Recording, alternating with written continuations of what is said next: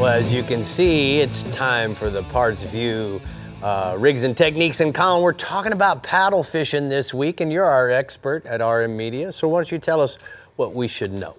So I think, we've talked about doing the more experienced stuff like offshore, bigger water, surf kind of fishing.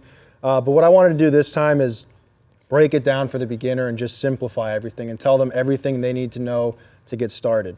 So for me, we're talking about kayak fishing, and we want to have the focus on safety first. Right. So I got a few things that you want to have before you head out the water. Number one is a visibility flag. You don't know what kind of boat traffic's going to be out there, so you want to make sure you have a visibility flag that's nice and tall, bright colors, so that boaters, other people out in the water can see you. This one just so happens to have a light on it, which is pretty cool. So you just twist it and it turns on, so if you're going out early morning, people can see you. The other thing you want to have is a rod leash or a paddle leash. Right here. It's a good example of one you just clip onto your rods, and there's a bunch of rings on your kayak that you can strap these to. So if you do take a tumble, all your stuff's attached and you can get back in and make sure you don't lose any gear. I like that. Yeah. Really important to have a personal flotation device. Find a life jacket that's very comfortable for you because you're going to be out there all day. Make sure it's not lumpy on the back, so you want to make sure you're comfortable there. And then a VHF radio. It's not super important, especially if you're fishing like the lakes and somewhere near shore, but you might not have cell service. So a VHF radio, especially when you're fishing with your buddies, is a good thing to have as well. All right, so let's get into actually what do we need to know? So when we actually get out there and start fishing, I think it's really important to just start with 3 rods.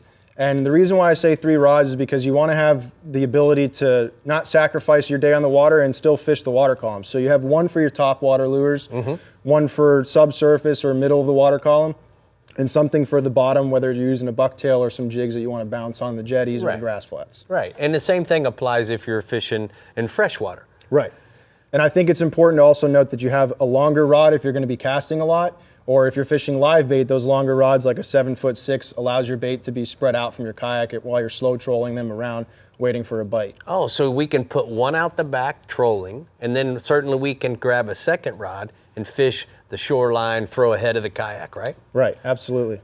So Colin, I want to ask you something. Long rods, certainly we can cast a lot further. And most of the time, what angle are you working that rod at? So a majority of the time with those longer rods, you're working it with the tip up.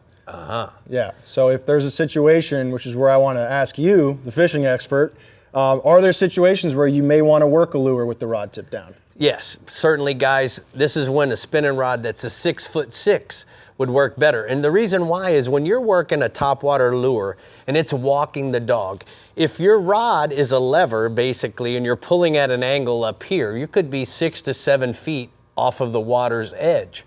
So, or off the surface of water. So by using a smaller rod, you're able to twitch it without it being in the water itself. And that's going to keep your top water not with the nose up, but more of the nose down and get a lot more walk the dog action. Yeah, and I think a good starting point is any combo. Like we have this Penn Battalion rod here and then a size 4000 Battle. I think that's a good starting point if you want to start with just a good combo that's not going to break the bank. Right. You can load your kayak up with those. What size kayak do you think somebody should start with? Maybe a guy is graduating from fishing off of the bank and now he's going into a boat. Yeah, and especially if you're a beginner, you don't want to break the bank like we were just talking about with the rod here. You want something that's going to be, stable, number one, tracks well in the water, and maneuverability is important. So you don't have to go and spend money on like one of those 12 to 15 foot big heavy kayaks that the experts are going to use when they're going out in the bays or on the coasts.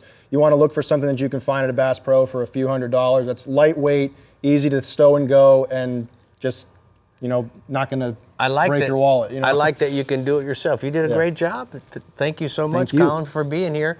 You know what, Bree? We got another region to go to. Those were some wonderful tips.